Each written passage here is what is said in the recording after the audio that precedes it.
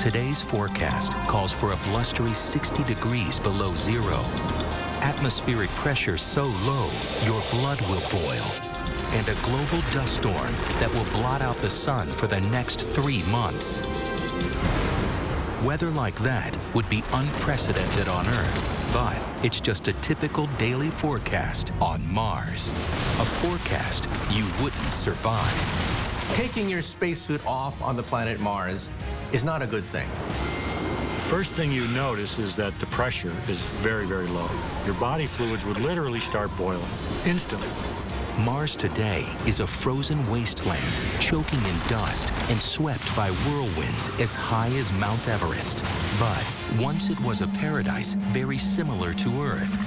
How did Mars go so terribly wrong? And what would happen if Earth had to face this fate tomorrow? Earth's is just one kind of weather. On other planets, there are storms beyond the imagination, climates and conditions that we hope to never see on Earth. But could they happen here? And if so, could we survive deadliest space weather?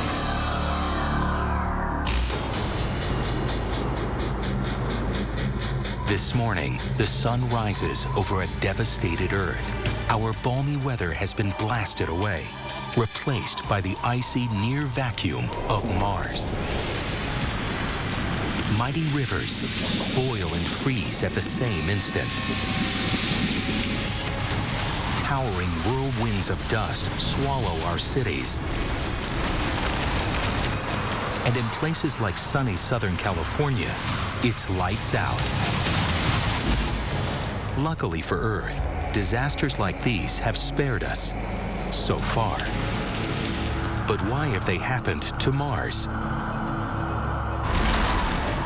Thanks to NASA missions like the Spirit, Opportunity, and Curiosity rovers, we know that the fourth planet from the Sun, with half the Earth's diameter and a third of its gravity, has the most Earth-like weather of any known planet. It has distinct seasons. It's got 2 polar caps. It's got an atmosphere that can sustain ferocious winds. It's got dust storms like over the Sahara Desert on Earth. Looks like kind of a livable place. But weather-wise, that's where the similarities end. Earth's average temperature is a balmy 59 degrees. The Martian average is about 80 below zero, and it sometimes dips to 225 below at the poles. You might think that Mars is so cold simply because it's farther from the sun, but that's only partly true. More importantly is that the atmosphere is so thin, and so its greenhouse effect is so small. The amount of air in the atmosphere is 100 times less. You'd have to go up 20 miles high on Earth to get to a place that the pressure is as low as it is on Mars. Aside from turning Mars so frigidly cold, this super-thin atmosphere creates perhaps the defining difference between Earth and Mars. The fact that water cannot exist as a liquid on the surface of the red planet.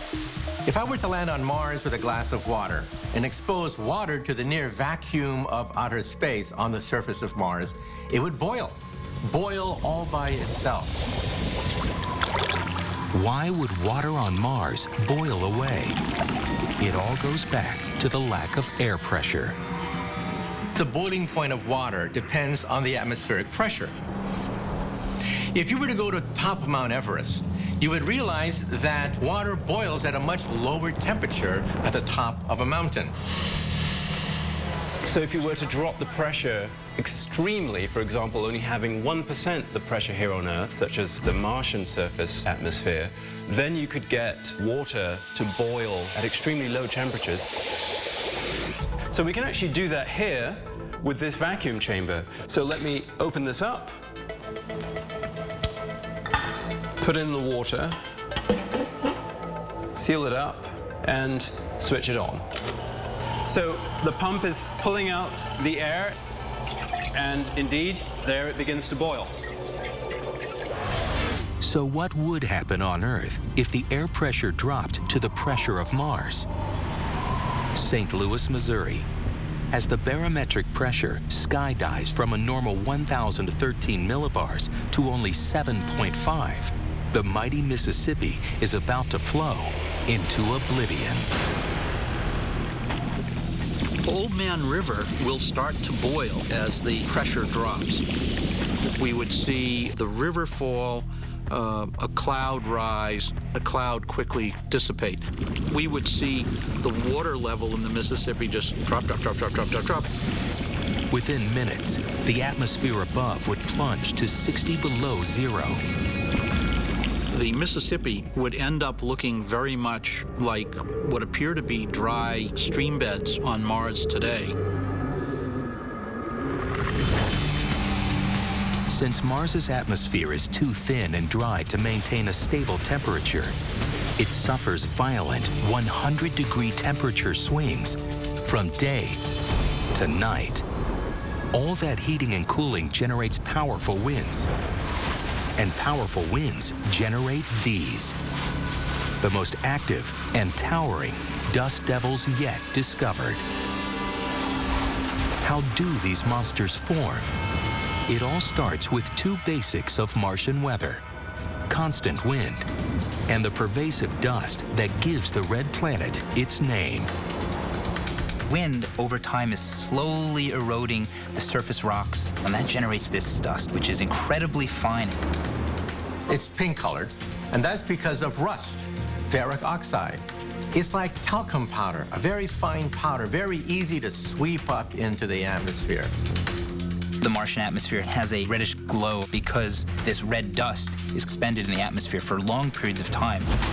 All that dust creates armies of dusty cyclones. But meteorologists call them dust devils, not tornadoes, because tornadoes require watery storm clouds that don't exist on Mars. Solar heating creates little hot spots in the desert, starts a swirling of air, which picks up dirt. The dirt absorbs more sunlight, which increases the swirling. The next thing you know, you've got a little dust devil goes streaking across the distance. Images like these from NASA's Mars rovers often show several in a single shot. NASA scientists were astonished when dust devils passed right over the Mars rovers and vacuumed dust from their solar panels, boosting their energy and prolonging their lives. You look at the images taken from the rovers, and you'll see the dust devils just traveling right by. It's not a surprise that one of them hit the rover itself and cleaned it off. But not all dust devils are harmless little vacuums. Some can morph into monsters that NASA has measured as taller than Mount Everest, dwarfing the greatest EF5 tornadoes on Earth. They can reach heights of 5 or 6 miles high and be many hundreds or thousands of feet across. So what would happen if a giant Martian dust devil blew across the Earth? St. Louis, Missouri. If a Martian behemoth as high as Mount Everest approached the city's famous Gateway Arch, The path would be the width of St. Louis itself. It's so wide that we see a vacuum created inside, just as you would a tornado, but it's very, very much wider. So although the wind speed is less, the overall energy is just enormous. The dust devil would essentially bury St. Louis in its own debris. but the Gateway Arch would survive the fury, just barely. It's stainless steel coated, and so it would tend to shed the dust, and perhaps fittingly, the arch would stand as a shining monument. By pumping dust far into the upper atmosphere, Martian dust devils are key players in the planet's weather. But sometimes they go even further, morphing into meteorological monsters that could kill hundreds of millions if they ever erupted here.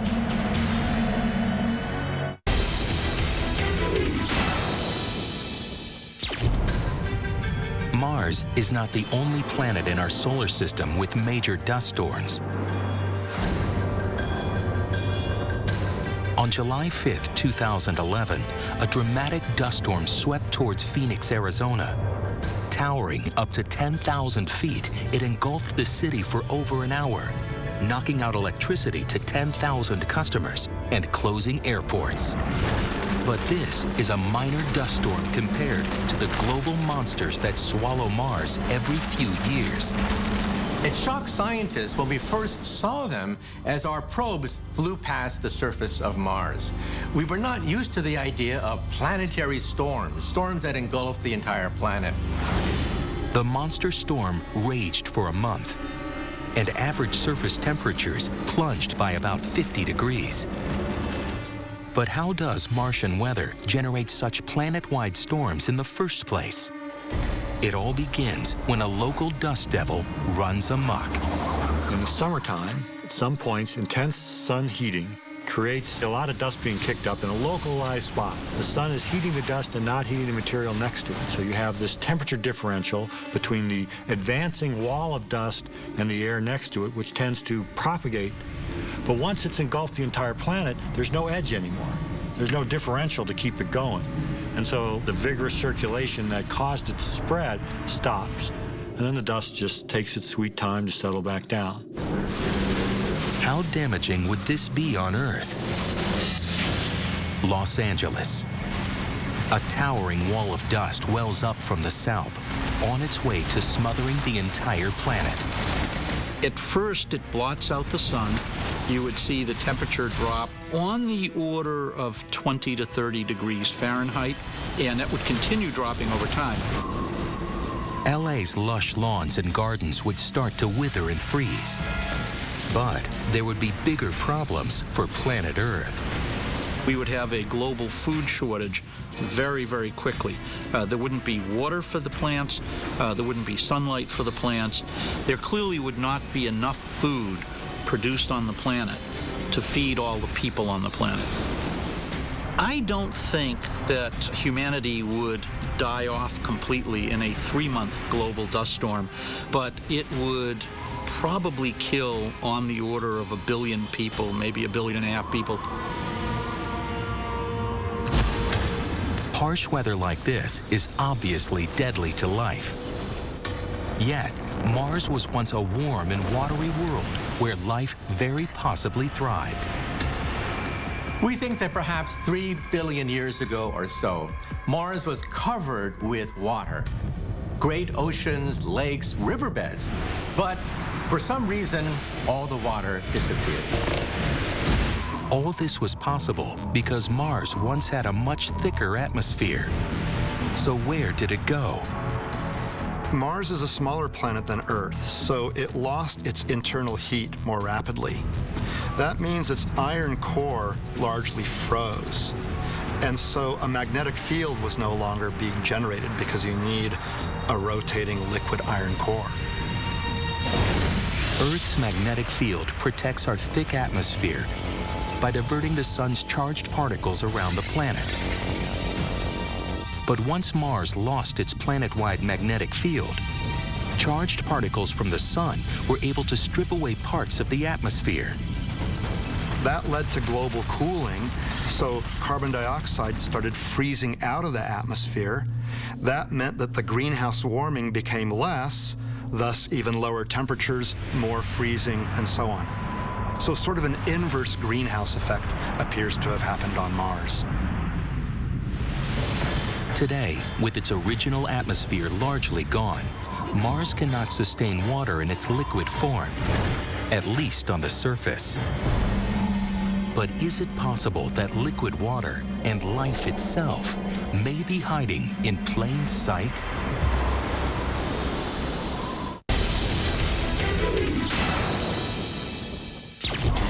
Despite the lack of liquid H2O on Mars, it's actually a very watery planet.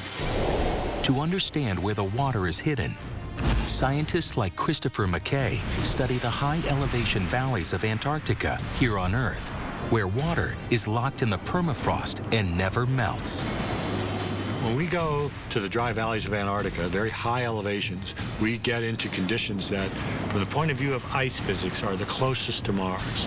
It's one of my favorite places on Earth to go, exactly because they are a model for Mars. We have a little bit of Mars right here on Earth. If you were to go to Mars and dig right into the surface, you would hit solid ice.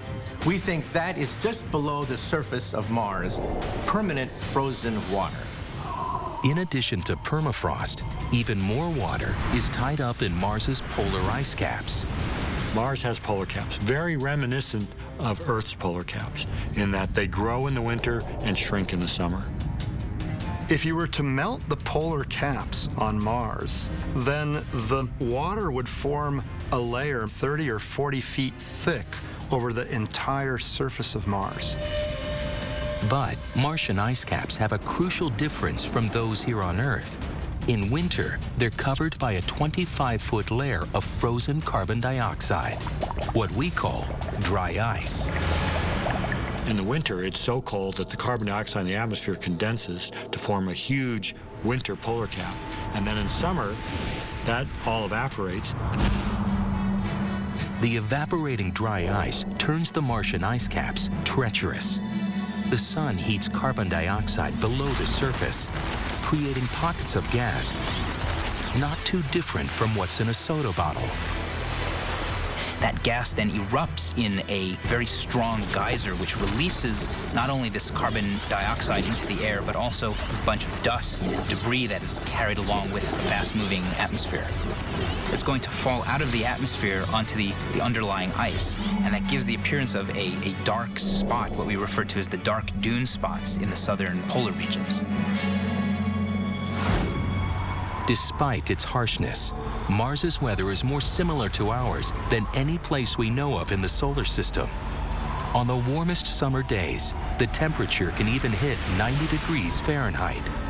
But don't let that fool you into going out without a spacesuit. If you stepped out on Mars and, oh my gosh, you forgot your spacesuit, the first thing you notice is that the pressure is very, very low. Your body fluids would literally start boiling instantly. You would start feeling pain in all your parts of your body which fluids are exposed. The next thing you notice would be that there's no oxygen to breathe. And then you would freeze solid. And then you would just sit there. You would not decay. A similar fate happens to climbers whose bodies are stranded on high peaks like Everest, including famous mountaineer George Mallory, who's been lying where he fell since 1924. There's no biological processes that would degrade you. Eventually, cosmic rays and ultraviolet light would decompose you, but that would take thousands to millions of years. Unless, of course, humans could somehow restore Mars's once temperate weather. But is terraforming the planet a science fiction fantasy or something actually within our grasp?